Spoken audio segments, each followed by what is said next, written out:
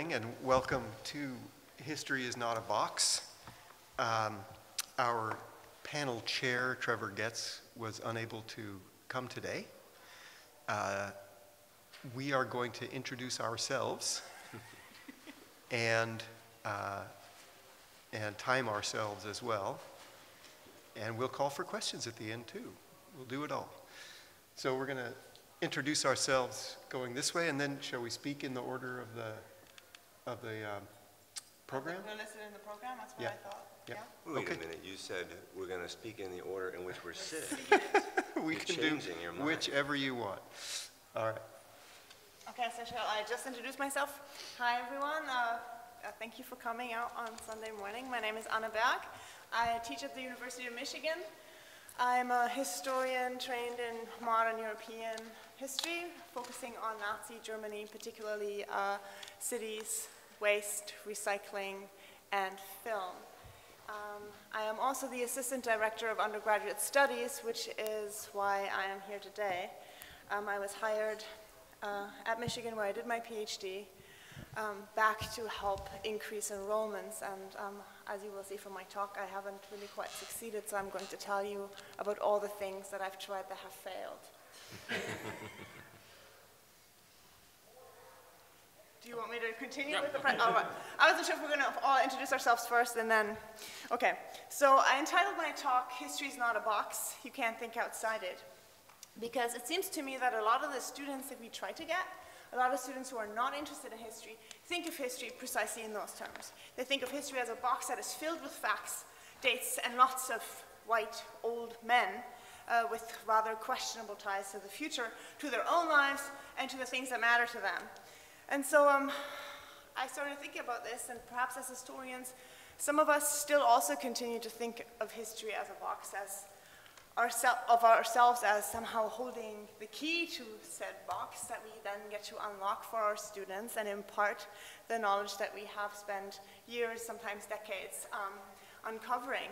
And so, in my view, it's difficult to think of history in those terms, and I would rather invite us to think of ourselves as perhaps travel agents or tour guides or storytellers that keep the past alive, but also connected to the present. So not merely keepers of the past, but travel agents that show how the past matters in today's day and age. And many of us already do that all the time, but it seems to me that it's a well-kept secret that historians aren't these sort of stuffy people. And somehow we are very bad at communicating to the general public that actually we do a lot of the things that they want us to do. At least that's the case that I've encountered at Michigan, where students, in response to a survey that they did before I took my position, basically said, well, you know, I would take history classes if they would teach anything about race and gender, or I think, you know, things like that. And obviously those are the things that my colleagues have already been doing for a very long time. It seems that the numbers, we just talked about this a little bit before, are on an upswing. I can't say that for Michigan just yet. Maybe perhaps been a slight uptick after the election, but I don't have the statistics yet. Rather, it seems from conversations with colleagues that throughout the humanities, students are still absconding at an alarming rate and are looking for more practical disciplines. Over the past several years, however, Michigan has been sort of used as an example, and I could put on my Michigan colored glasses and tell you all about how great it is to go blue. I am not going to do that, because it seems that we do not have the magic formula, even though I would very much like to pretend that that is the case. But this is our enrollments from the past several years, and there are obviously other factors, not just student interest or student motivation or the reputation of history.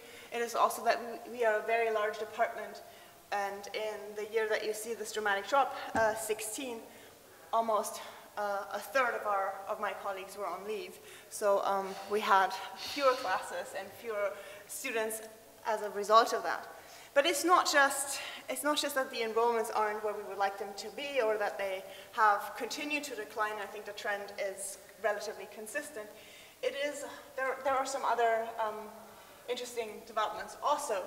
We still teach more men than women, even though the gender gap seems to be slightly closing, which perhaps is a good thing. Perhaps the students that we have traditionally attracted, white male students, are dropping out of history in greater numbers than others. I don't think that we yet see a significant increase in students of color or women in that respect being drawn more to history, at least not at Michigan, but there perhaps there is hope.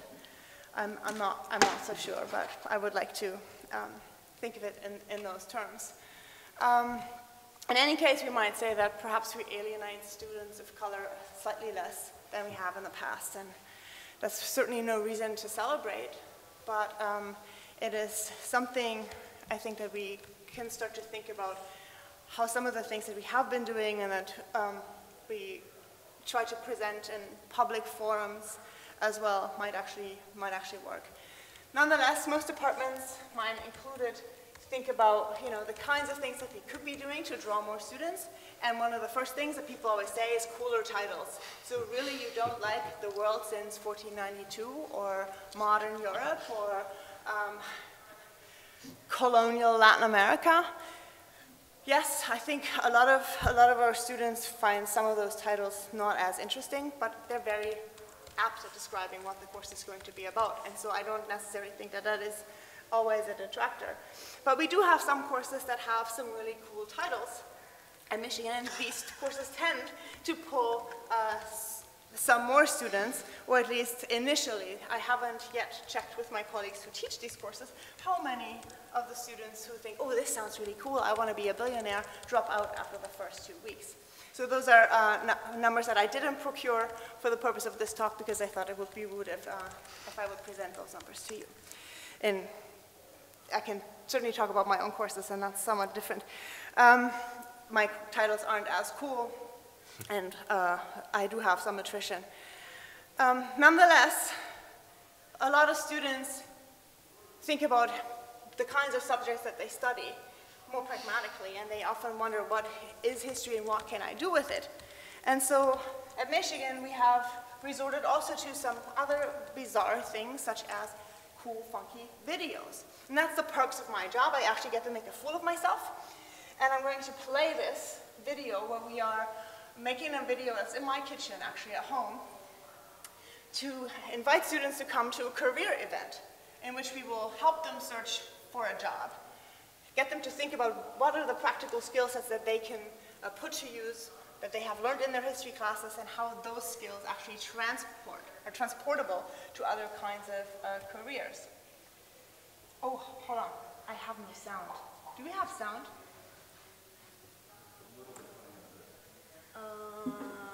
Yeah, we have sound. Hold on, I apologize again, just do this one more time.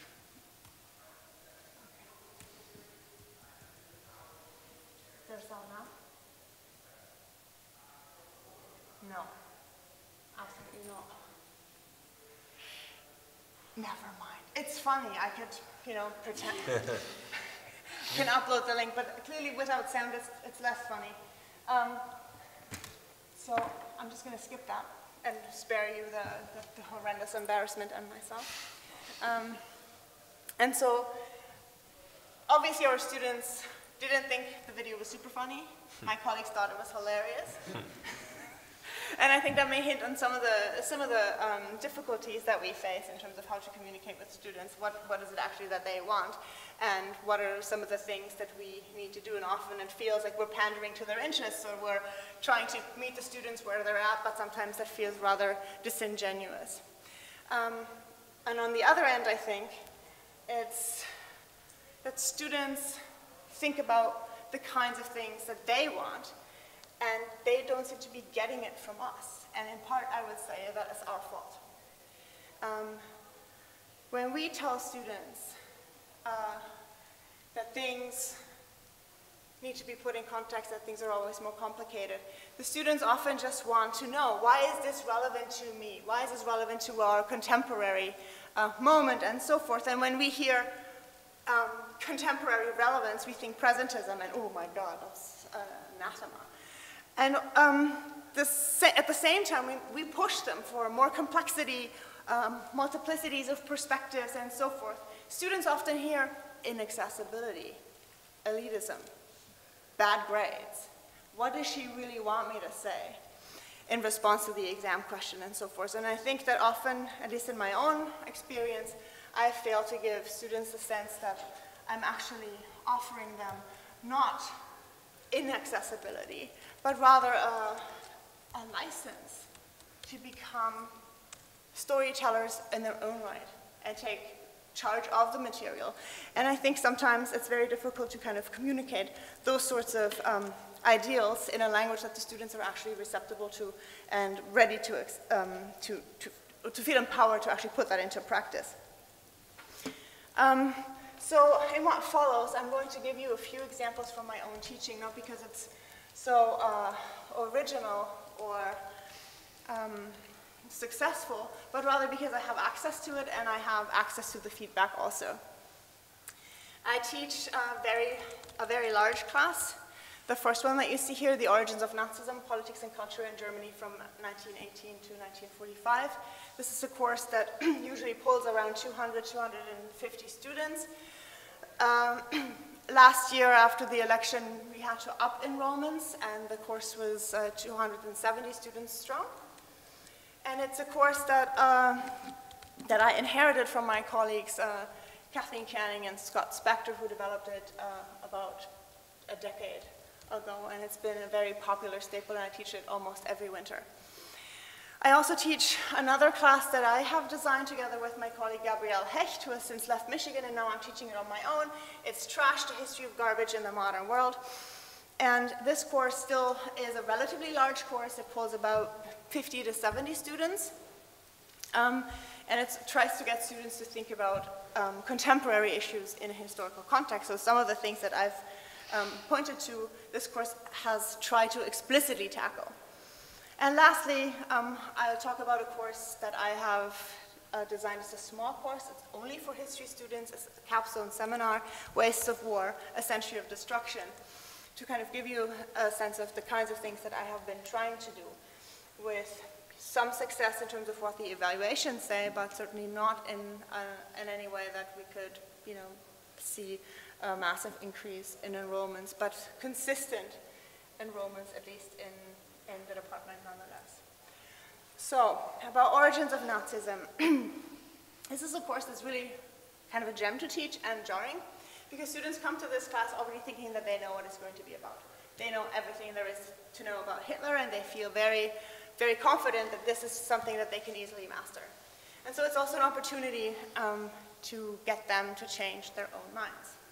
Well, there is where I have struggled, because every year I tell them the Treaty of Versailles may have been very harsh, but it really didn't cause hyperinflation, it didn't lead directly to Hitler's rise, and so forth. And students are very resistant to accepting those kinds of arguments, because the kind of contemporary popular wisdom runs counter to that argument. Similarly, with questions about complicity and consent in Nazi Germany, usually students say that people have been kind of clobbered into submission or convinced by propaganda, and it's very difficult to get them to think about this in more complex terms. And so 1 year, 2 years ago, I got really frustrated teaching about the Volksgemeinschaft, the people's community, and decided that I have to kind of change my approach, because I would tell them about this, what I call the wow factor, how it seems to be that Goebbels' orchestration of mass propaganda, massive wow people into this sort of state of ecstasy, wanting to join the people's community, and they seemed very resistant when I then said, well, that's actually not really how it was. And so that year, 2 years ago, I decided I'm going to do something a little crazy. And I showed them a clip of Triumph of the Will, similar to the picture that you see here, where they see these formations marching in unison and so forth, and I asked them what they thought about it. And before I started the lecture, I had passed out little pieces of paper to all of the students in the room. Most pieces of paper said, please follow along with the experiment that we are about to do in lecture today. And a handful of pieces of paper said, please do exactly the opposite of what I asked the class to do in the experiment that we're going to do today. And it's a big lecture hall with tiered seating, and we'll have you 250 students. And so I ordered a camera similar to here, but instead of recording the session, I projected the session onto the screen that usually would project my slides. And I would stand up in front of the classroom and say, okay, we're going to take a break, a mental break, we're going to, get up and shake, get loose. And I did invite them to just tell them the experiment is going to start, and they should just follow along what I do. So I made them raise their arms and turn their heads and sit down and get up and be quiet and be loud. And obviously the students who had gotten the little piece of paper that asked them not to participate or to do the opposite of what I was asking, they stood out. And afterwards, students were all super happy. They were cheering at the camera, looking at themselves on screen, the sort of behavior that you expect when, people are at a football game. And it was really super fun. They all enjoyed it. And afterwards, I said, so what just happened? It's like, well, some people didn't do what you said. It's like, yeah. Can you point them out? And they all pointed them out. And so that was a sort of moment when afterwards they realized, like, oh my God, it's not just about, wanting to be part of something bigger, but I had said this so many times and it never registered. And by actually coming to that insight on their own, to me, it really is uncomfortable to stand out in a crowd like that. And knowing that everybody knows that you do not belong, kind of got them to think about this particular issue differently. I still try to figure out what to do with Versailles, because I keep failing. I don't know how to play Versailles. But we did play People's Community, and that worked really quite well. Okay, I'm going to switch gears. In this particular class, I got students to think about something new. Most students have never thought about trash or garbage or waste as something that is worthy of study, right? And so on the first day of class, or the second day in this iteration, after I had assigned the students to teams, this was a team-based learning class, that they were in these teams for the entire semester. After I had assigned them to teams, we would go out onto the campus square. I had asked the Office of Sustainability to deliver garbage samples from the university and asked the students to sort the waste that we poured onto tarps. I gave them the following instructions. Sort the waste in any way that you see fit. Discuss the categories that you are going to use with your group members, and then sort the waste. And as you might predict, all of the students sorted the waste according to predictable categories. Paper to paper, plastic to plastic, food waste to food waste, and so forth. And afterwards we had a discussion, the 70 of us, on the stoop of the graduate library. And I asked them, so why did you sort it that way? After they all had kind of revealed their categories. I said, well, I don't know, that's just what you do. I said, well, but nobody sorted the waste according to color or wetness or any other characteristic, right? So, and that got us to think about how categories are constructed. When I tell my students race and gender are categories that are constructed, they sort of have heard that before, but they don't know what that means. And in this particular context, they could kind of see that that's true. We have constructed categories that are constructed, but they have become so naturalized that we don't even think about them anymore. And we just deploy them as if they were natural categories. And so those are some of the things that really kind of set the tone for the semester, and the students, this sort of team building activity, kind of also bound them together. I mean, it was stinky and smelly and kind of gross, and most of them had never touched any garbage besides their own. And that sort of led us to a semester in which the sort of interaction that you see here, this is actually an exam that I gave, led students to really do better in teams, do better as groups than as individuals. And it's the first time I've done this. This is a complete experiment. I gave team-based learning exams, which basically means the student takes the exam twice, the exact same multiple choice exam twice. Once on their own, and the second time in groups, and then in groups they get to discuss why one answer might be right or wrong, and so forth. And this is the first time that I gave an exam where students were actually relaxed. There was laughter, there was argument, they were kind of, fighting with one another, and in the end, the very final exam, I gave them the option as a group to waive their individual scores and only accept the team score for 100% of the exam. And that would only be possible if all group members would sign the form. And every single student in the class did, and almost everybody got an A. So it was this sort of experience that students really valued because they had some control over the kind of work that they were doing, and it wasn't just, okay, let's do group work. They were invested in these groups, and it kind of gave me also a pedagogical tool to think about problems such as waste that we are not going to solve as individuals. It's not that if I recycle all I can recycle and you all recycle all that you can recycle that we're going to recycle our way out of this global pickle. And so to kind of think about big issues in different ways and break the parameters in which we approach problems and solutions, I think was one of the pedagogical reasons for why I designed the course this way. And students were very receptive. I don't know whether that is going to result in any changes in enrollments, but it certainly did make for some really fantastic final projects. And now, since we don't have sound, I can't show you that video either, where students, for their final project, really picked one thing, a waste object or a policy or an issue, and kind of explored it, either made of a display or an artifact or a video, or some students wrote songs. So it was really quite phenomenal, where they got to not only feel that they have mastered some knowledge, but that they produced knowledge on their own. And that felt very empowering to them, as they had revealed in the evaluations, and it was really quite rewarding for me as well. Last but not least, I'm going to talk about Waste of War, which is sort of the most fun course that I have taught. And I probably will never be able to do that again. Because it was a sort of course that was heavy reading, gruesome reading, awful, terrible stuff about death and destruction all over the world, from the South African War at the turn of the century to the War on Terror in our own time. And in order to get students to really think about how history matters today and how they can use it and how it is used elsewhere, I decided to take them on a field trip. And so I asked the provost for money, and he was very generous.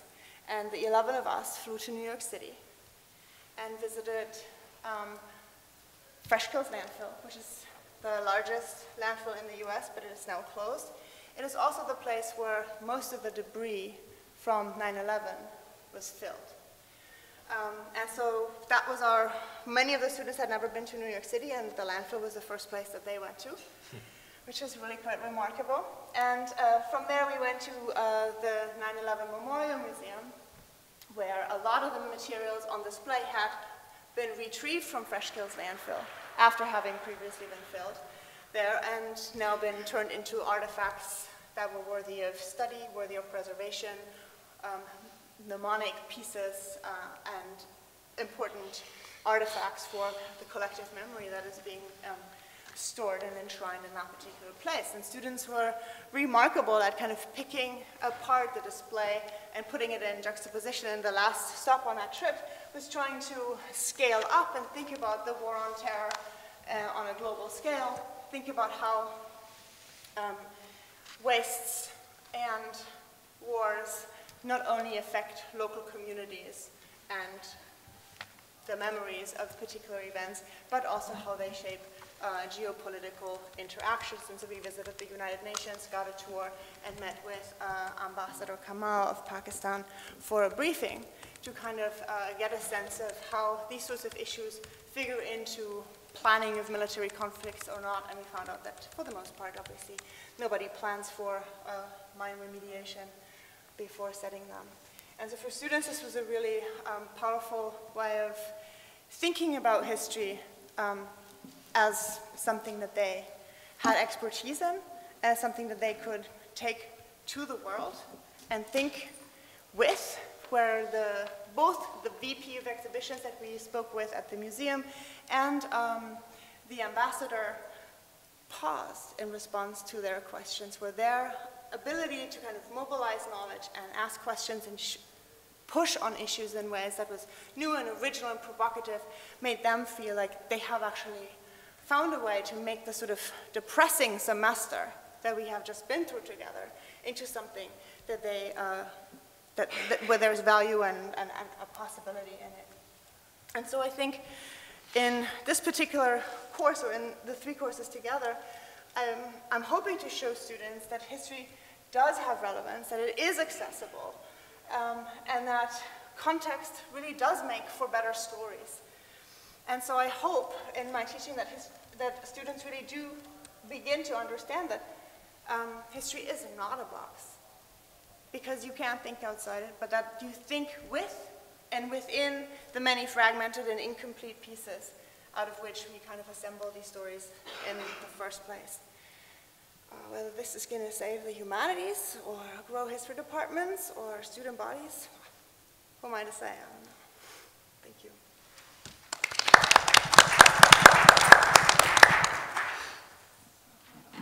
You're going to go next? Yeah.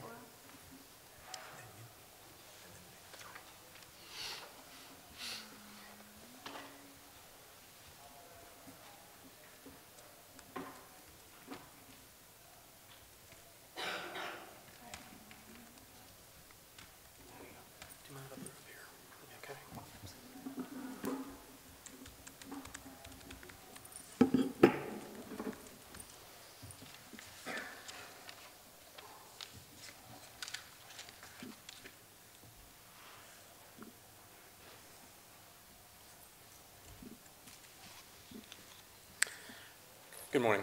My name is Scott Moore. I received my PhD from Ohio State University, so go Bucks.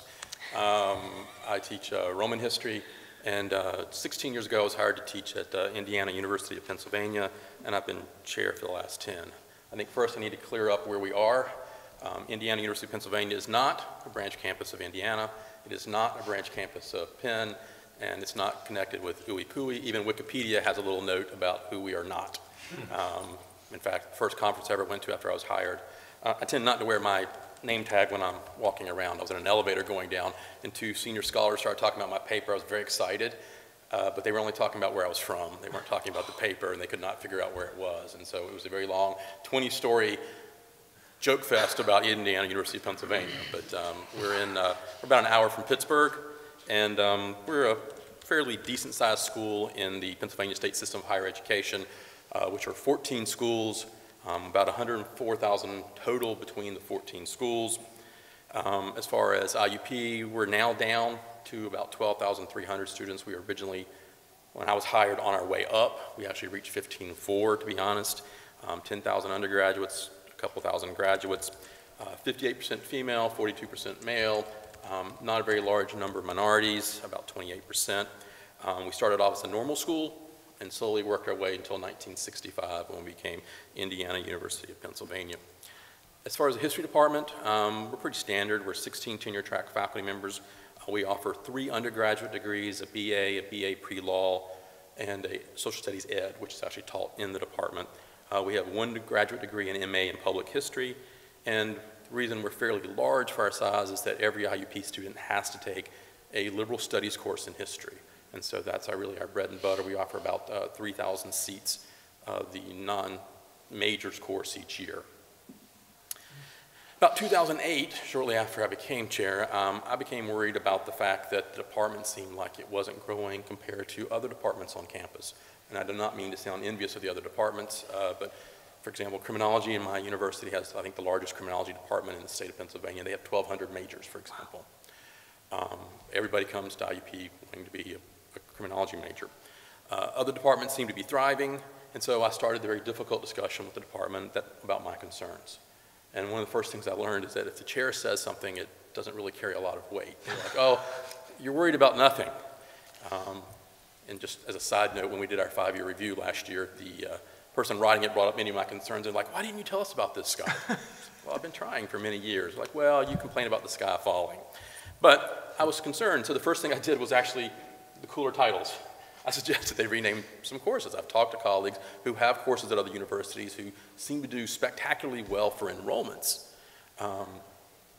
and was told that, well, we don't need to pander to the students, that, you know, courses are what they are. They need to be reflective of it. And I was like, well, I think we're entering a new era where we need to be competitive with safety science, with criminology, with nursing, with all the non-humanities majors. And I hope I don't offend anybody. My talk's solely about enrollment. It's completely coming from the enrollment side about what to do, because I'm the one who goes to the dean and the provost and gets beat up on for declining numbers. Tried the other things that I'm sure everybody else has already tried. We overhauled our departmental web pages. We redesigned our literature that we handed out. We made some minor curricular tweaks, but they were really for us, things that we thought the students needed to be better in doing, or areas they needed to learn about. We also increased our participation at things that were sort of extra, expos, things that take place on Saturdays or on Sundays that they're typically hard to find people willing to give up their time, which when I talk to my colleagues who are chairs of much smaller departments, they're all going and they're having a great time. And we sort of, I'll be quite frank, came across to me a little bit like Field of Dreams. We're the history major. We have a curriculum, they'll come eventually and be a history major. Unfortunately, that wasn't the case, and what I noticed was our numbers were slowly declining, both as number of majors and number of students in our classes. Once we hit 2012, 2013, we started going through the same decline that I think a lot of history departments have gone through in the United States, in that what happened was, while the university enrollment declined about 20%, our number of majors dropped about 53%. And it was fairly dramatic. It was almost in a couple of years where just the number of majors dropped precipitously. And this is going to have a domino effect on our department as far as classes we can offer. Fewer classes means you attract fewer majors. It looks sort of dramatic, unfortunately. And this was tied into a couple of things. When I talked to administrators, they're like, well, Southwestern Pennsylvania, the number of graduating high school seniors has been declining for the last 20 years. And that we are fortunately at the bottom, the trough, that things are going to turn around in about 5 to 7 years. Unfortunately, Pennsylvania's had a series of budget crises, underfunding of higher ed, and so as far as the department, what really concerned me was that everything in the department then was put on a credit hour production footing. My dean says, okay, your travel money, it's based on credit hour production. When I get my share from the provost or the grad school, it's going to be divided among the different departments' credit hour production. And this would have been great 10 years ago because we would have been behind English. We have a huge English department of about 58 faculty. They have 3 required courses. But we were number 2. But now we've slipped to 3 and we're in danger of falling to 4. And so we've been getting less travel money, less money for operating, less money for extra things. And so it was all sort of a very dangerous time. And when I went to speak to administrators, I don't think they were as concerned as I was because they were much more concerned about majors that they felt would attract students to IUP. So for example, in the last 2 years, IUP's added a environmental engineering and a public health major. Okay, and so what they told me was, well, what you need to do is figure out what's going to attract students. Change your major, add a new major. We don't care, but you need to attract students. And to give them their benefit, their goal here was to prevent cutting of faculty lines. And we've been very fortunate in that we haven't had, while we haven't been hiring many people, we have not laid anybody off. But so everything becomes credit hour production, which is very difficult to talk to a department about. Because then it seems like, as someone told me, you sound like an administrator. Well, you put me in charge of worrying about our money and about our numbers, and that's sort of what we've got to do. And so we've got to find something. And the way it impacted the faculty directly was fewer students, fewer majors, meant fewer majors in classes, and then the class, if it didn't attract enough non-majors, would be canceled. And so we've been in a period for the last few years where I put courses on the books that I then have to cancel and fill with the non-majors course. And the faculty get quite angry because that's what they want to do. They want to teach sort of their majors courses. And I understand that. I want to teach about Rome more than I would want to teach about just Western Civ, for example. So we had to find something to do. So the first thing we did was we decided we would try to attract more majors. So what we did was we revised our liberal studies course. It had been built in the 70s. I guess it's embarrassing to say we hadn't really revised it since the 70s, which was a history of the modern era. So you had to teach a course that covered 2 centuries and hit both Europe and the United States. I'll be quite frank. I'm an ancient historian. I taught as a Western Civ 2 class, basically, with not a lot of the United States. But so what we did was we took that course and we broke it into topics so that I could teach the topics in ancient history and Americanists could teach the topics in Americanists. And the theory was, if I teach Rome, the students will want to learn about Rome. I'll get the students who want to learn about Rome. I'll have a better time, and they will have a better time. Informal survey of our students says, no. They're coming because of the time. I teach the largest class. I use about 100 a semester. And so when I talk to them, I say, well, why did you pick the class? How many picked it because it's Romans? It's not going to affect your grade. 3 or 4 people who are fanatics about Roman emperors raise their hand. And what about the rest of you? Well, it was the only one open, or is the time slot. So what we thought would work certainly did not work. We then tried to actively recruit students. We agreed that in our non-majors class, if you had a student who was really good, who looked like they liked reading and writing, send them an email and say, hey, you're doing great. We're not trying to get you to change majors, but what about a minor? The whole theory is, we'll get you in the minor. Once you get to 18, maybe we can move you on to 39, we'll have a double major. And we also added certificates. I don't know about your university, but our university certificates became very popular about 6 years ago. Here's a way to attract people. You create an 18-hour standalone certificate. We created one in digital history and one in public history. And when we started them, we had kids signing up left and right. Unfortunately, IUP changed our funding model as far as tuition to increase revenue. And so we went from sort of the standard, once you reach 12 hours, it was one price, so 12, 13, 14, all the way up to 17 was one. So kids would do minors and certificates. We went to a per credit hour. 14 hours is priced at 14, 15 is more. As soon as that happened, our numbers declined. And administrators show me numbers that students are taking the same number of hours as before, and we got more money, so that's great. But I can tell you, my number of minors have declined, my number of students who want to do extra things. When I do advising, I know it's all anecdotal, they're like, well, I said, well, what about a minor? Well, if that's going to be extra, I don't want to do it. Get me out. So we made changes that were great, and then unfortunately, I think the credit hour production sort of kicked in. We went around and we linked courses to other things. We created small sections of multilingual writers, of promising scholars. We linked it with undecided majors.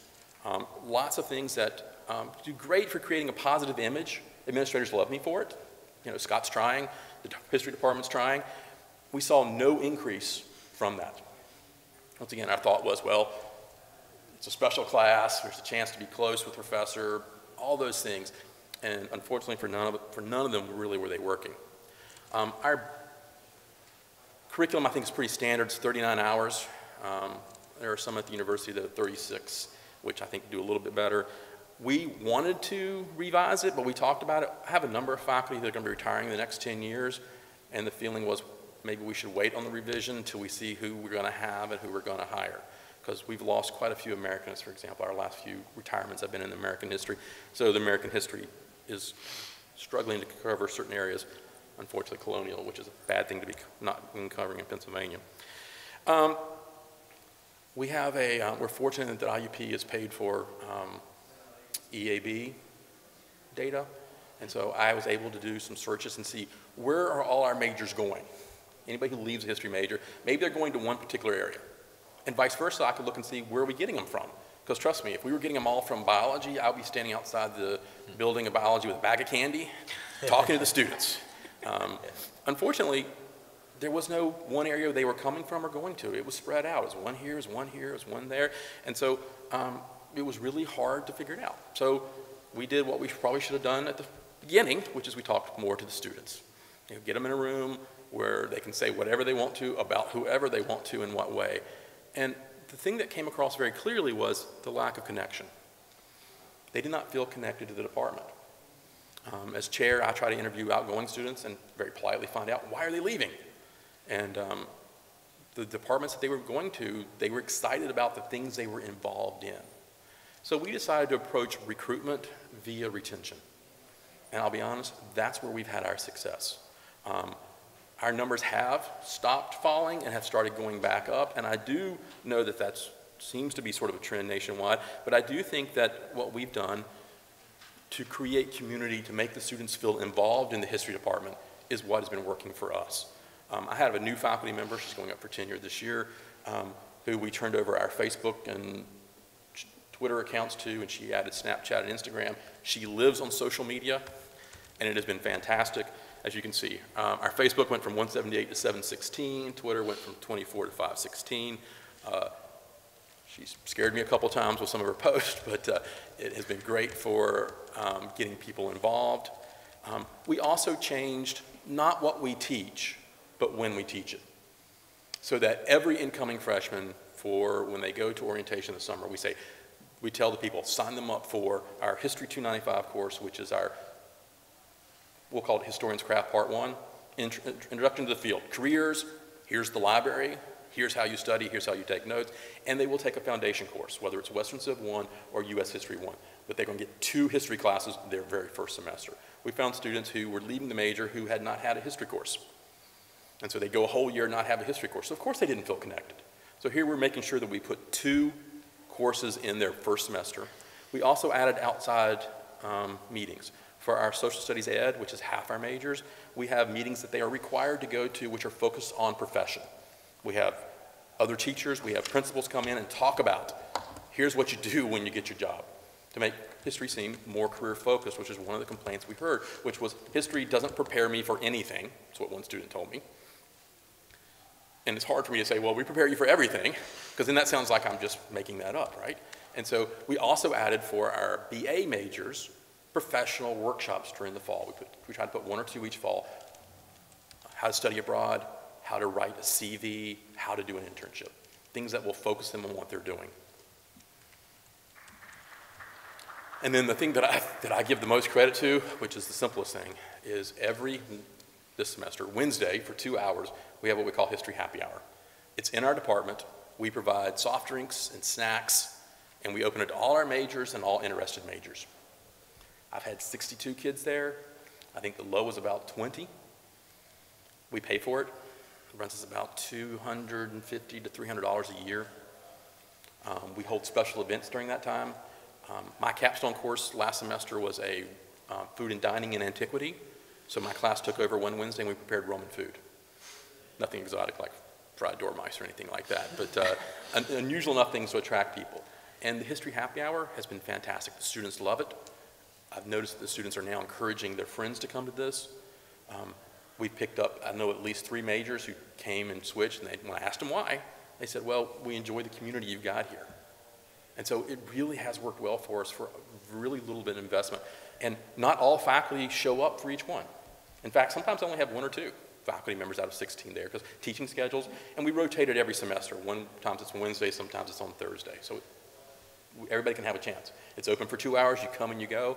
But I think this, with the change in when the kids take the classes, has fixed the biggest problem that we faced, which was we're not involved with you, we don't know you, we have no investment. And so we try to get them invested in the major, and that's really worked. I think it's what's worked. I mean, to be honest, we've got more majors now. Retention's greater. When I look at students who we retain, they're not going not as many are going someplace else. Minors are still down, certificates are down. Number of kids coming into the major is about the same, but number going out has become far fewer. And, you know, not to be crass, but at my university, they always tell me, I said 100 students, whether they're new or retained students, equals, you know, they give me a number like $1 million. That's how much tuition they are. So you retain them or you recruit them. I have no idea how to go out and recruit, I'll be quite frank. But retention seems to be where we're having some success. Now, we have one other factor that was out of my control, which we got a new building. We had been in the worst building on campus for the longest time, to the point where I could be in my office with my window open and the tour guides for IUP would walk by the building and go, we're not going to go in that building, nothing important happens there, which was a bad thing for the history department to hear. Now the new building is when they come in. And I know that I was told the pictures weren't great, but the one on the left you could see it was just sort of, it felt like it was from the 60s. It didn't feel very modern, didn't feel like it was up to date. The new one, which has this nice long hallways where we hold our History Happy Hour, and the students can come in, they can be part of it, they can interact, and I think sort of that's where we're going to keep putting our eggs. It's not so much, we're still going to do recruitment, but we're not recruitment experts, is retention, keeping the ones we've got, giving them what they want to feel like they're part of IUP. Thank you. Yeah. Good.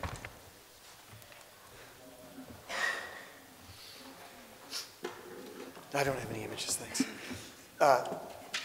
My name's Edward Dickinson. I am the chair of the history department at UC Davis, University of California at Davis. And like the other papers, this will be primarily a report based on the experience of my department, informed by some reading and research and reflection in general on the broader problem of history enrollments across the country. And the first thing to say is that we do not know in broad outline what raises history enrollments or why they fall, and we're not likely to find out. Across the country, history enrollments rose very rapidly from 1986 to 1991, fell during 1992 until 2000, rose very rapidly again from 2001 to 2005, plateaued for 5 years, and then fell from 2010 to 2016. In 2016-17, and history enrollments around the country started to pick up again. In my department, we were up 10% last year. This year's been mixed for us, down slightly in the fall, looking very good for winter, and I expect that we will conform to the national trend, which is a moderate rise in history enrollments this year. There's been a lot of discussion and speculation about why these inflections in enrollment happen. The most reliable predictor that I have found in my research is the apparent attractiveness of law school. History is regarded as a good pre-law major. Between 2009 and 2015, the number of people taking the law school admissions test fell by 40%. And the number of history majors across the country fell by 25%. This summer, the number taking the LSAT rose by almost 20%, 19.8% over last year, the largest rise since 1988. The fall number was up 10%, and so it's not surprising that history enrollments are starting to rise again. Why those changes happen in the number of students taking the LSAT and intending to go to law school is not entirely clear. One reason for the initial decline may be that some legal forms can now be prepared online, and the buzz some years ago was that there was a glut of lawyers in the country. As for the recent kind of epic rise in the number of people taking the LSAT, my contacts in the legal community in Sacramento, which is the big legal center near Davis, they tell me that there's now a shortage of lawyers and they can't hire people for love or money. And they're encouraging us to think about how we can serve that market better, or how we can feed that professional track better. So I think that's the single largest predictor of history enrollments actually around the country, strangely enough. Now, there's also, of course, been a broad discussion around the idea that the market for higher education, that is parents and students, thinks that the history degree is useless or leads to unemployment or to non-competitive salaries. Perhaps people thought that. Perhaps recent efforts to correct that false impression and sell the history major as one that leads to that teaches skills that lead to good employment opportunities has been successful. We don't know. I think it likely is true that that has had some success at least, and we can be extremely grateful to, among other organizations, the American Historical Association, the Association for American Colleges and Universities, and the American Academy of Arts and Sciences for spearheading that effort to change that false perception in our market. Wilson Peden of the AAC, American Association of Colleges and Universities, wrote in November 2015, and I quote, "In the face of all evidence, the myth of the unemployed humanities major persists, and it may be that it's not persisting anymore, and that there's been a successful effort to correct that myth." But again, we're not going to find definite answers or quantifiable answers. We can, however, do an analysis, again, at the local level in our individual departments that helps us to figure out what works locally within that broad context, that broad national context, and the parameters that determine very broad trends. And so I'll turn to the report on my own department's experience. And I'd like to address two topics. First is what we teach, and the second is how we teach. First, regarding what we teach. My department at UC Davis started to respond to the recent decline in history enrollments and majors about 4 or 5 years ago. Our primary response was to begin to develop some courses that we believed would attract students. And for the most part, we determined what would do that by osmosis or by informal conversations with our students, seeing what they like to write essays about in the established courses, looking at enrollments in related courses and so forth. We also did some survey work among students in lower division courses and introductory level courses. which more or less confirmed our educated guesses. We found that there was very strong interest among male students in war, revolution, terrorism, mass murder, and science and technology, and very strong interest among women students in the history of sexuality, the women's rights movements, and popular culture, as well as terrorism and genocide. I find these results a little bit depressing because they are so gender stereotyped, but that's what we found. So over the past couple of years, past 3 years, we introduced a range of new courses, one on the history of the 1960s in the United States, one on the history of food, world history of food, one on the world history of World War I, one on the world history of World War II, and one on the historical relationship between the United States and the Middle East. This year we will introduce a course called Global Sexualities and an Introduction to the History of Science and Technology, which we developed actually in consultation with the College of Biological Sciences on our campus. Offering these new courses specifically designed to appeal to student interests has turned out to be probably quite a successful strategy for raising enrollments, and I'll come back to the probably in a minute. Last year, our enrollments in long-established courses rose 4%, while enrollments in these new courses doubled. And these courses account for 80% of last year's 10% rise in our enrollments. Of course, it could just be that these new courses attract a larger proportion of a given body of new enrollments that we would have had anyway in our existing courses. But I think that's overly pessimistic. Our experience, and anecdotally the experience of other departments as well, suggests that teaching to student interests does work. This was the conclusion, for example, of Yale's history department about a year ago. They had a rise in enrollments that was reported on widely, including in the AHA perspectives and so forth. There is a very important lesson here, I think, specifically relating to gender. Again, women students' interest in history appears to be substantially different from men students' interest in history. In my department, 60% of our majors are men, and that's actually typical of our discipline across the country. 60% of history majors across the country are men. In 2014, actually, it was slightly more than 60%. On my campus, however, the proportion of students who are women has been rising for many years and is now 58%. That's by far the largest proportion in the University of California system, where the average is about 52% women. But nationally, it's actually typical. 57.9% of college students are women. At four-year institutions, it's slightly below that, but still well above half, around 56%, I think. And while the third largest enrollment courses in our department are our new courses in World War II and a long-established course on the Holocaust, the largest is our new course in the history of food, and about 55% of students in that course are women. I think it is of great importance to our department and to our discipline that we ensure that our curriculum speaks to the interests specifically of women students, who are a growing proportion of college students. Again, later this year, we're going to be teaching this new course on the history of global sexualities. We'll see how that goes, whether we're able to recruit more women students through that.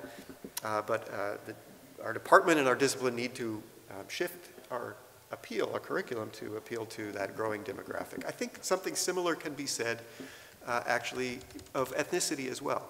A growing proportion of our students are Latino, and Latino students are attracted specifically to the history of those communities in the United States and to Latin American history, and we need to pay attention to that and teach more to that interest. So I think those kinds of demographic factors can be very important and are an enormous opportunity for my department and for our discipline. Unfortunately, however, developing these carefully targeted new courses may be a much less effective way to raise the number specifically of majors. We've raised the number of our enrollments, but we have only stabilized the number of our majors. We had a 35% decline in the number of majors between 2005 and 2016. That's now stabilized, but not risen. I think we have 3 more majors this year than we had last year. Furthermore, we've tracked the non-majors who enrolled in those new courses, and found that while they generate larger enrollments, they do not effectively recruit for the major. Of the 1,347 students who have enrolled in those courses in the last 2 years, only 21 went on to declare the history major or a double major in history, and 8 took the history minor. Since at this point we only have 330 majors, that's not an abject failure, but it's hardly transformative. In fact, again, we had a 10% rise in enrollments last year, but again, it's virtually no rise in majors. The jury's still out on that, obviously, because while about half of our majors are transfer students, and about a third of our non-transfer majors don't declare the history major until their junior or senior year. So we may see a bump up as those people move through toward completion of their degrees, but so far no good news on that front.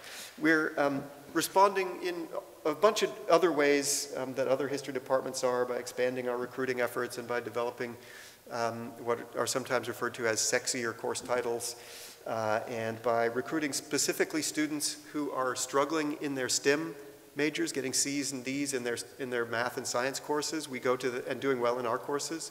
We specifically send those kids an email and say, hey, why are you killing yourself when you can do great in the history major? We're trying to develop a clearer case for the value of the skills that we teach in the job market. We're bringing in alumni to speak to our majors about the skills that they learned that have been wonderful in their careers. We're trying to spread knowledge about the actual facts of the employment rate and salaries that history majors secure in the job market, and so on and so forth. Again, it's very difficult and too early to tell whether this will yield any results. Second thing I wanted to talk about was how we teach, not what we teach, but how we teach. And there's been, again, considerable discussion in recent years of how to approach students or how to present what we teach to them. A good example of this is an article in the most recent AHA Perspectives by Brian Dimitrovich, titled Major Renovations, Reviewing Undergraduate History at Sam Houston State. Dr. Dimitrovich suggests, on the basis of the experience of his department, and I quote, if we avoid the pitfall of seeking to enlighten our students and instead engage their sheer fascination with history, we could pursue with them our scholarly imperatives in interaction with their cultural and personal interest in the discipline. And again, to the extent that what is meant by that is engaging student interest in particular topics through new courses, our experience very much bears that out. To the extent that not enlightening students means trying to depoliticize our teaching or to back away from more theoretical approaches in favor of storytelling, for example, actually that has not been our experience. And I'll give 2 examples. First, in one area of particularly strong enrollment for us has been the introductory level course in 20th century world history. We have 2 faculty who teach that. I teach it and a colleague teaches it. We teach it each year in different quarters. My approach is very empirical and highly narrative. My colleague's approach is highly theoretical. She starts with Karl Marx's concept of alienated labor and ends with Zygmunt Bauman's concept of liquid modernity. My colleagues' enrollments are routinely about 40% higher than mine. What's more, my colleagues' more theoretically sophisticated approach is one of the few introductory level courses in our department that actually does clearly recruit majors. Because a certain subset of students are so excited by the theoretical rigor of the course that they switch to the history major or declare a double major. By the way, it's not that I'm boring. In aggregate, my courses have been, for many years, have accounted for the 2nd highest number of enrollments in my department. After our superstar teacher of Greek and Roman history, Stylianos Spiridakis, who retired this year after 50 extraordinarily successful years of teaching. My conclusion from this is that we should hold ourselves to a high pedagogical standard generally, but not worry about whether one intellectual approach or another works better for students. Different students respond to different pedagogical approaches. And what we teach about is much more important than how we teach it, as long as we are in some way effective and interesting teachers of history. In fact, I do also want to point out that our students are actually very happy with the major. It's not that we're driving away students because we're boring. Our students are among the most enthusiastic in my university's College of Letters and Sciences. 82% report being satisfied or very satisfied with the quality of faculty instruction. That's 19 percentage points higher than the college average. 94% of our alumni report being satisfied or very satisfied with their academic experience in the major. Students perceive the history department as particularly good at teaching independent, critical, and creative thinking. When you ask them what they learned in our courses, that's what they report. So in other words, the way that we teach history, the way we approach history is not the problem. A second example that I want to give is a less happy one, but I think also instructive. There are two other new courses that we've introduced that I haven't mentioned yet. One we call History 1. It's an introduction to the discipline that is designed and intended to make history less intimidating to potential majors by familiarizing them with our terminology, our expectations, the kinds of assignments they'll be doing in history courses, typical questions historians think about, and so on and so forth. The other is History 105, titled Teaching History, which is designed to appeal specifically to students interested in going on to education degrees and going into teaching. These courses have attracted relatively low numbers of students, about a third as many in those two courses together as in the new history course on World War II alone. My interpretation of that is that students don't actually mind the challenges of learning to think like an historian. They're not intimidated or put off by it. And that short of thinking about the legal profession, students may not be overly concerned with how they're going to convert their history degree into a job. I'm guessing, of course, it may also simply be that they're aware of how poorly paid and overworked school teachers are, and that's why that course hasn't generated higher enrollments, and so are not pursuing that particular professional path. Do I have another couple minutes? I'll take another minute or two. Yeah. Okay. I'd like to close with a caveat. As chair of my department, getting enrollments back up has been a high priority for me. It has to be because our teaching budget is determined ultimately by our enrollments, and both our graduate program and ultimately the quality of our working conditions are dependent on our teaching budget. But raising enrollments is not my top priority. My top priority is that we continue to be an outstanding department of history, offering our majors and students from other majors a full curriculum that has breadth and depth, that challenges them to learn to think like an historian, and that gives them the opportunity to learn and think not just about the things they already know that they're interested in, but the things that they don't yet know that they're interested in. And I'll just repeat that we don't know precisely why the number of students taking history courses and degrees falls or rises. Right now, a lot of students are interested in the Middle East, in military history, and in capitalism. In 10 years, that will be different. My planning horizon as chair of the department is not 5 years or 10 years, it's 30 years, right? So we have to prepare for the next 30 years, and we have to be the history department that our society in California is going to need in 30 years, not the history department that our students think they want this year. Ultimately, therefore, our decisions about our curriculum and therefore about hiring should be driven not exclusively or even primarily by what we perceive student interest to be. And I'm sorry if that sounds cynical, but next year student interest will change, and a decade from then student interest will change. And there are topics that are most likely, for better or worse, always to attract large numbers of students, like genocide and terrorism and so forth. And we can and should teach about those topics, but that doesn't mean that we should neglect other topics. And I'll give you one example that is a particular hobby horse of mine, which is medieval European history. My understanding is that a declining number of history departments teach medieval European history and hire in medieval European history. Unfortunately, my department is one of them, and I think this is a terrible decision. Medieval European history is a fantastic learning opportunity for students. It challenged them in ways that no modern history of any region does, and it gives them an incomparably profound understanding of the depth and strangeness of the history that lies beneath our current cultural, social, and institutional arrangements in this country, including the university itself. I don't care how many students take it. We should be teaching it and trying to persuade students to take it. Thanks.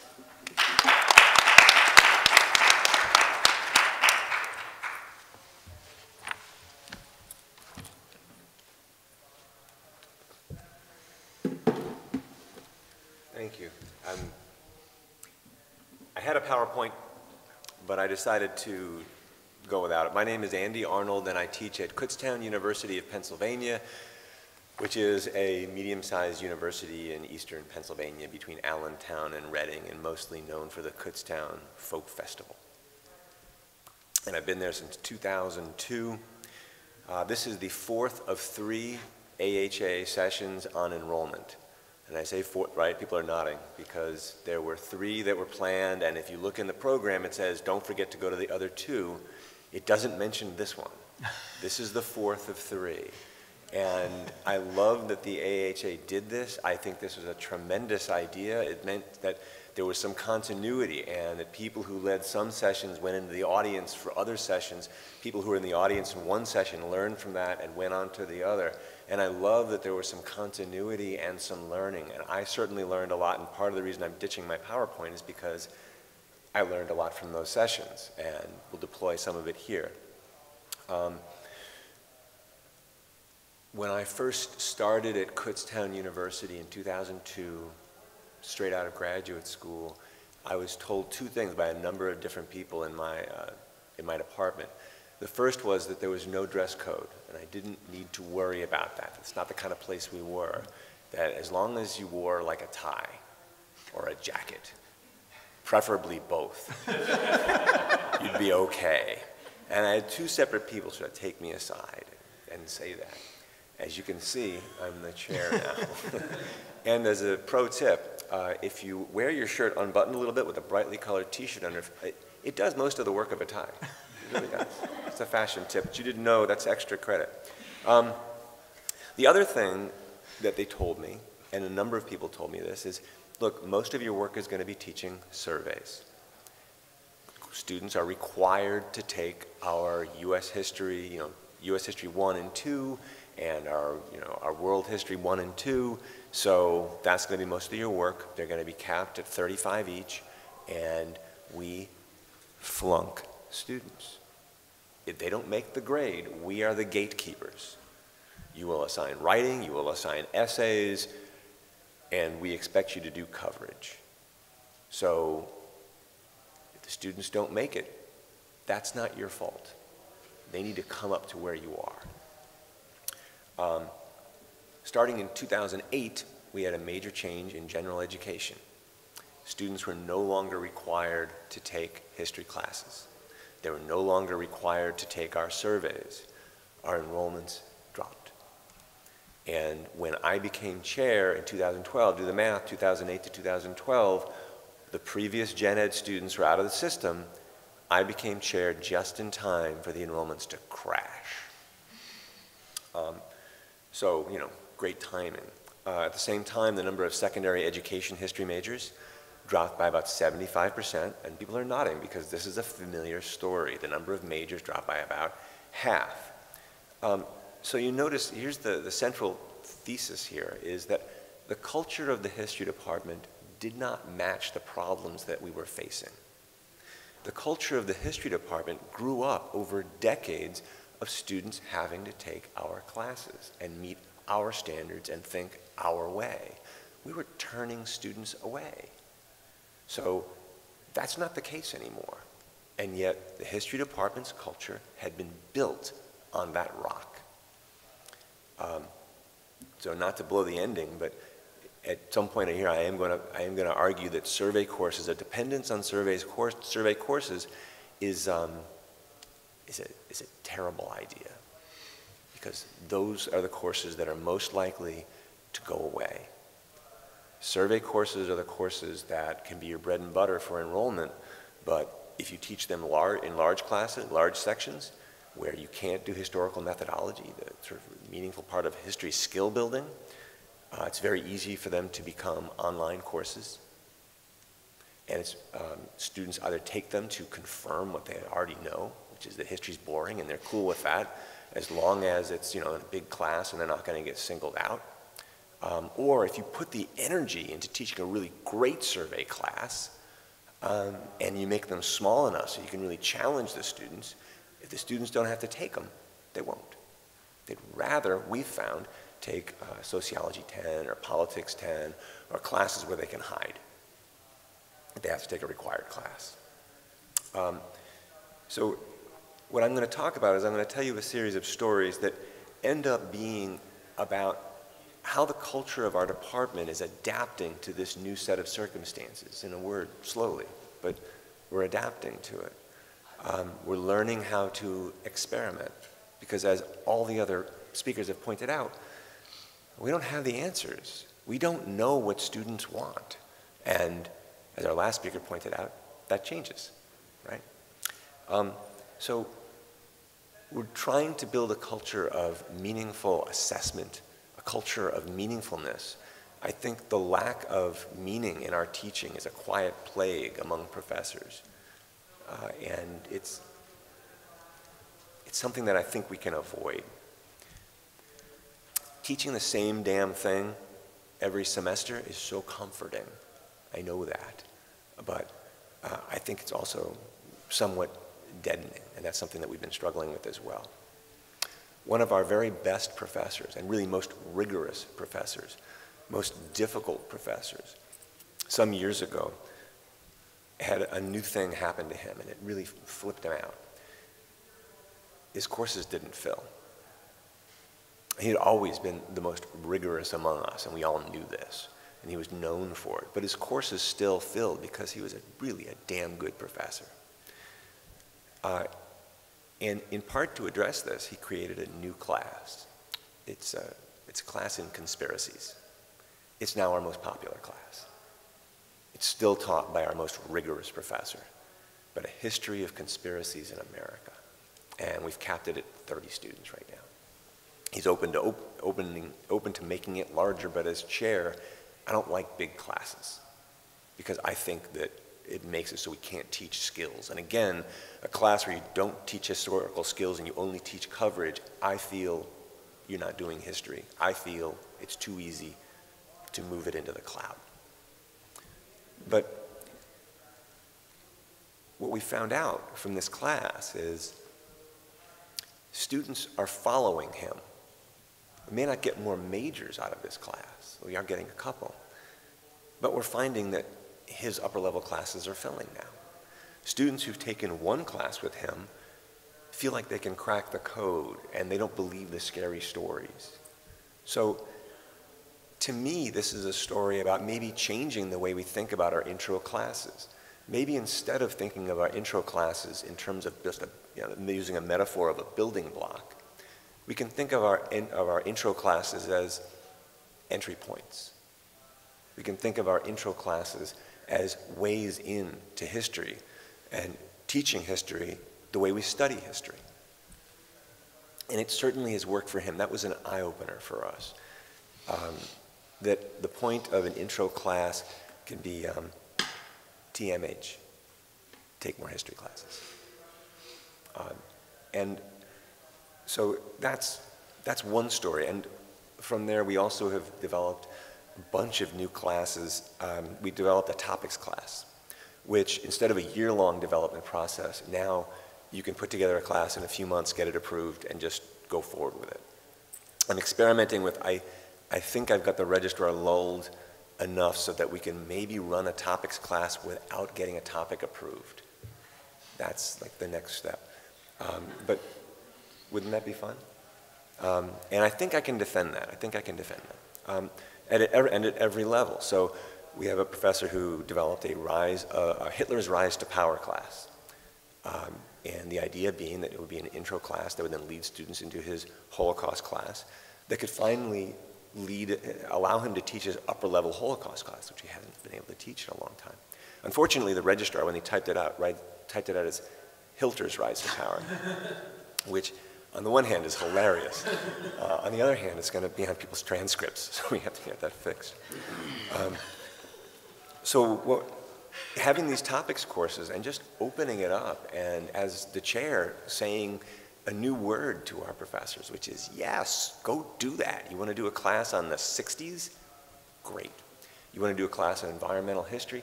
Fantastic. That actually is a class that I worked for because, again, we're prospecting for students and for meaningfulness. Both of those goals, right? Because if we have more students, then we can have more classes and more faculty lines.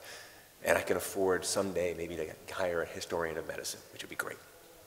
If we don't fill those classes, we can't. But I worked with the environmental studies department and talked to them about what history class would be best for their students. And the answer was, environmental history would be great. And then they agreed to put all their freshmen into our intro environmental history class. So that kind of, yes, classes like conspiracies, which are exciting to students, sure, but also partnership classes. History of the environment is a class that is now basically part of the environmental studies major. They're mostly science students. Same thing with history of science. Same thing with my constitutional history class. Same thing with my labor history class. Business, they send their students to my labor history class, a class of history of working for a living.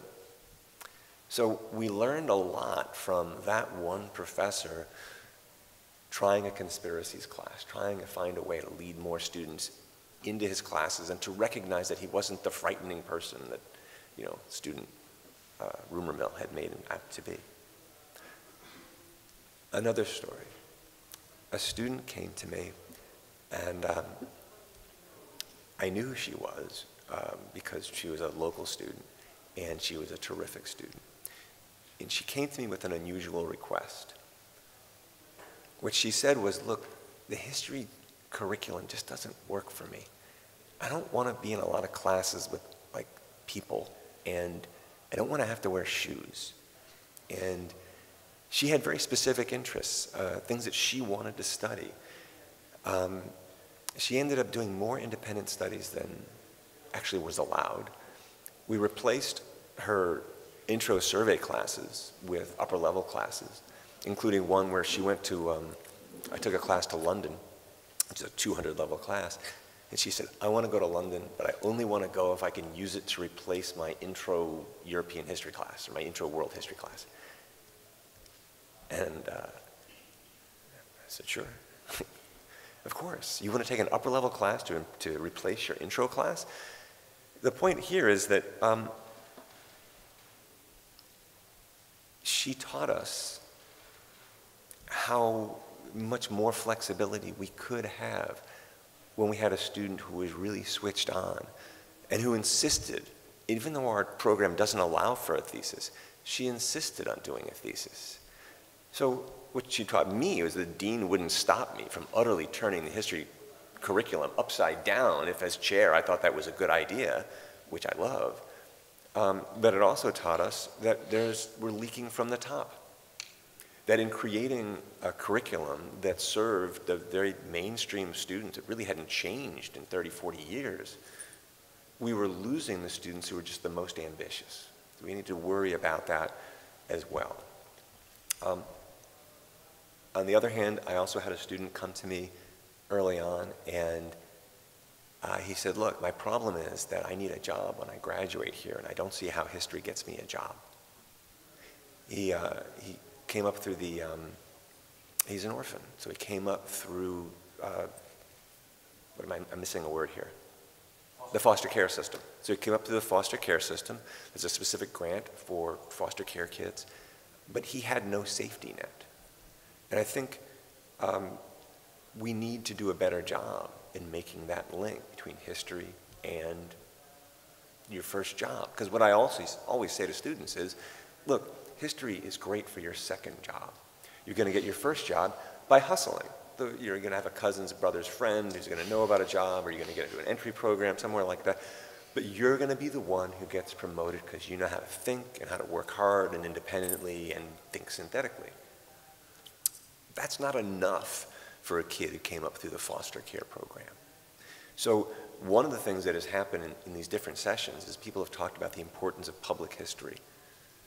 And I think we need to expand our notion of public history, to go beyond museum work and teaching, to drawing that specific line between what you're learning in your history classes and that first job.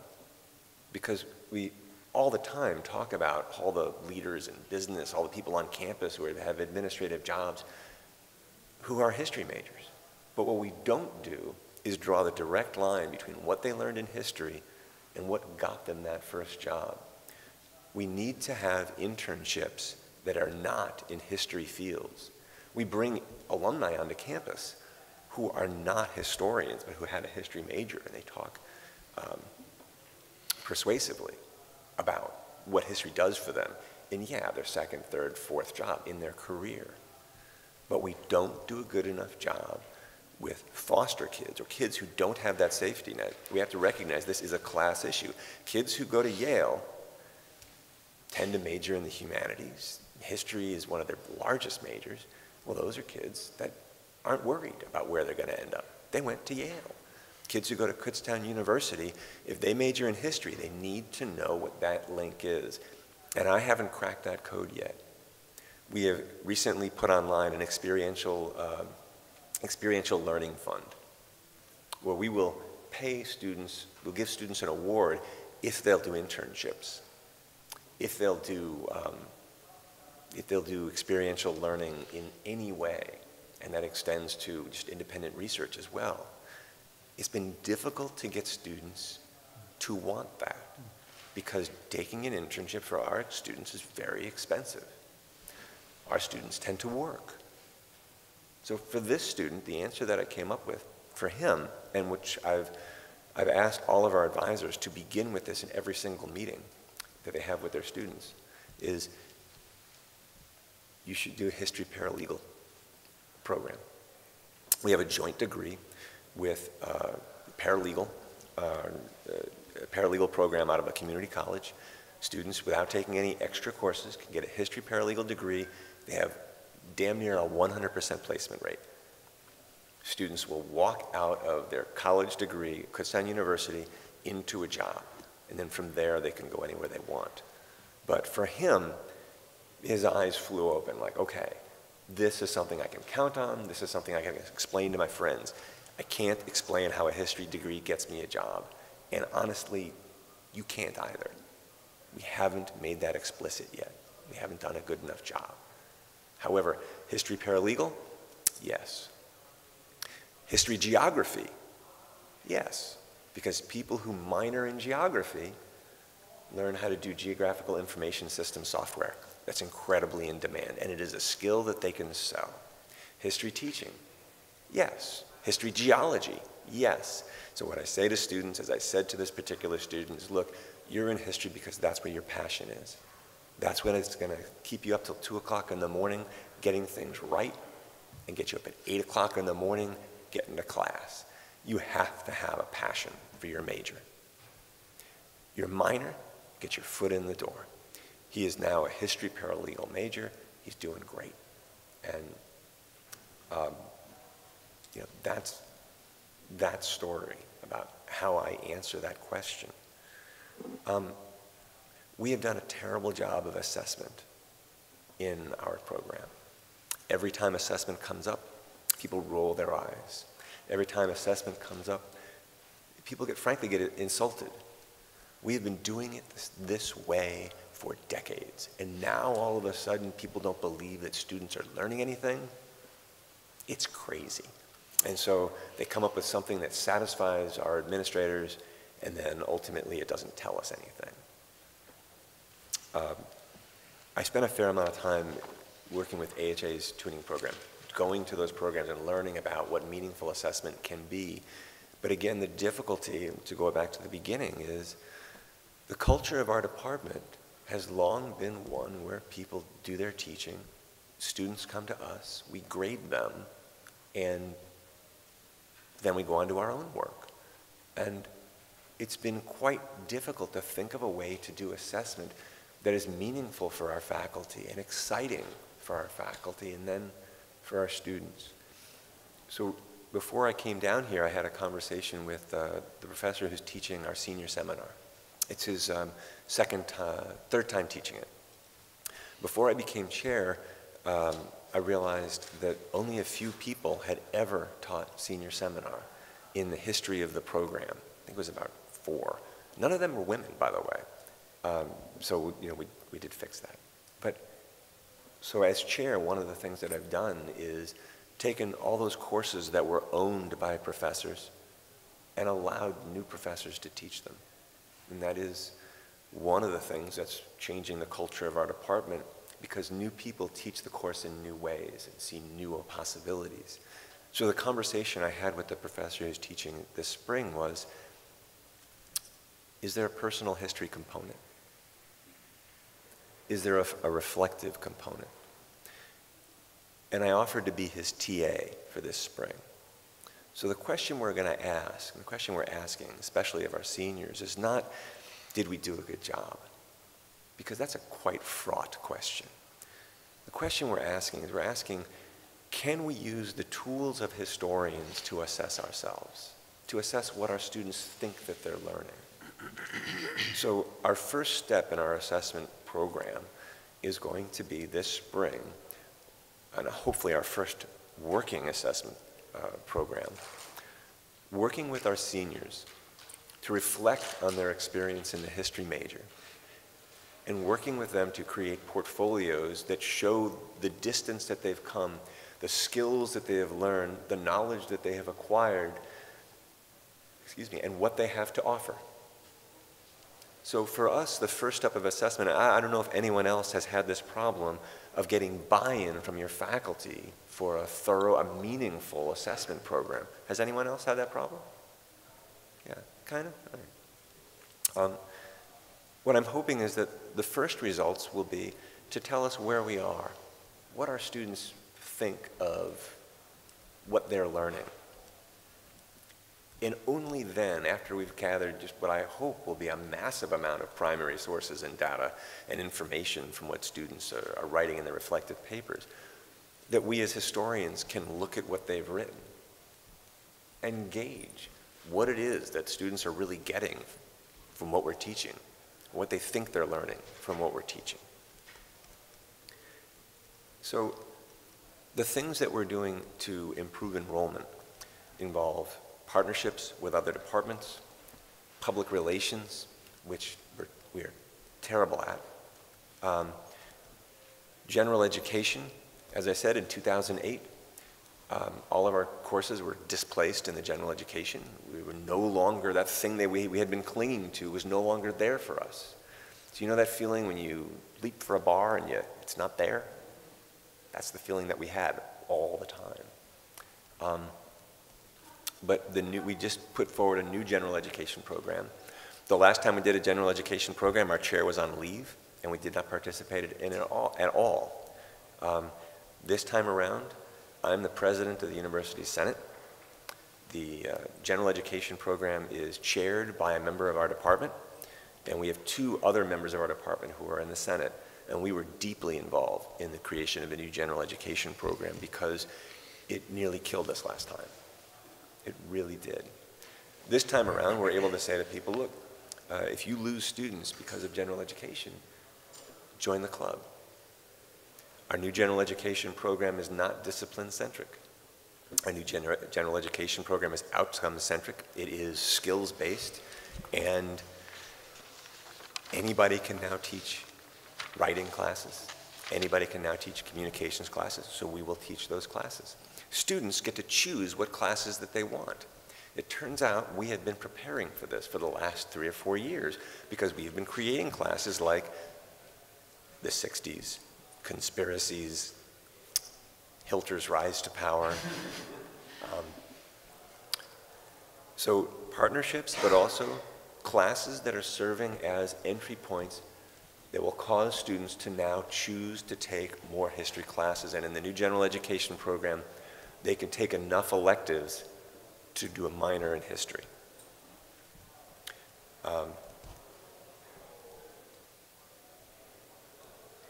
What I anticipate is that we're going to find from our assessment that there's a lot that our students like that we do.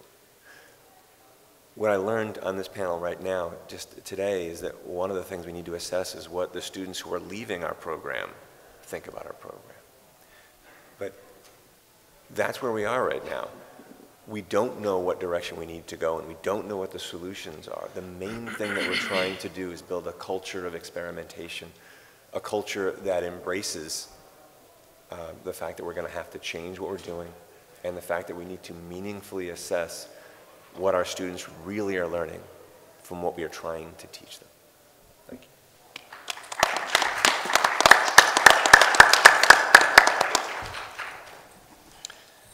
All right, I guess I'm emceeing, so we'll take questions to any of the panel members, and thank you all for taking part in the panel. Questions? Hi, Zach Strag from Berg Mason. I talked with Dr. Dickinson some about this yesterday. I'd like to hear from the others, which is about the partnership with other departments. Culture Trash got some environmental studies students in it. You know, we've had, I think, a hard time, but maybe we're not taking the right approach, trying to persuade other chairs, other deans to count a history class toward their major, which would, if approved, you know, just given our students, probably do a lot more for our enrollments and try and recruit students to a history major one at a time. So I'd just like to hear about any experiences, what you look at that feels like. We teach a lot of cross-listed classes in our department, so both the course on the origins of Nazism and Trashed. In my case, are cross-listed, one with German studies and the other with environmental, the program in the environment. We have, I would probably say maybe a fourth of our courses are cross-listed or meets with, so we're very interdisciplinary, because most of my colleagues have joint appointments in other departments, and that is a detriment to their workload, because it means double committee work and so forth. But it is also kind of making for a different kind of cross-fertilization between departments and programs, and that in our experience has been really great. We had a lot of luck in the sense that we're already involved in, our courses count for Asian studies minor and major, for Latin American studies, and so we were already sort of involved heavily in the minors. We're not very heavily involved in the majors. The approach we've taken is using our liberal studies requirement courses and trying to create a discipline specific for them. So for example, we approached the nursing department and said, your kids all have to take a 1A, 6, 7, or 8. We'll make one for the history of socialized medicine, or the social history of medicine. And if you'll have your students involved in that, it was a way to try to show them how history interacts with their field, maybe attract some minors. So we've gone that way, and we've had some success. Other departments sort of seem to be on a take it or leave it, like, you want to do that, that's great, but then they're not necessarily terribly helpful in making sure the students know about it, right? And so it's been a mixed bag for us, I'm afraid. California may be a little bit weird in that our college-age population is growing quite rapidly, and there are a lot of departments on the campus who are choking on students, and they're quite happy to see courses created that will both serve their students and get some of their students out of their classes. This is true of communications, computer science, engineering, some biology programs, economics, et cetera. So we've had good luck talking to other departments about that. We have, for example, right now a computer science professor who's teaching a history course in computer science for historians, because he wants to. Well, we had a lot of success with doing just that, and when, again, this was just a matter of experimenting, so I texted Maddie Wolf, who's just down the road, and said, for the education department, and said, what courses do you need? And we ended up having a lot of conversations about what their students are doing, about their requirements for student student certificates, and it turned out that they were having real problems with their students passing their exams. So we said, well, what areas are they having difficulty in? And I would be happy to create a course or to skew one of our courses so that it helps your students specifically prepare for that praxis exam. And thank God, you know, somebody texted Maddie Wolf because it was a need that we could fulfill. Eventually, they put that on their grid sheet. You know, what courses are really required to take? You have to take Arnold's constitutional history class so that I could prep them for their exams. Same thing with environmental history, but there it wasn't so much that they needed it, but they just thought it was a cool idea, and no one had asked them before. So, yeah, we would love to have you're going to create a class for us? Sure, and that worked for environmental studies as well. History of science is another class that we have found other departments love telling their students to take.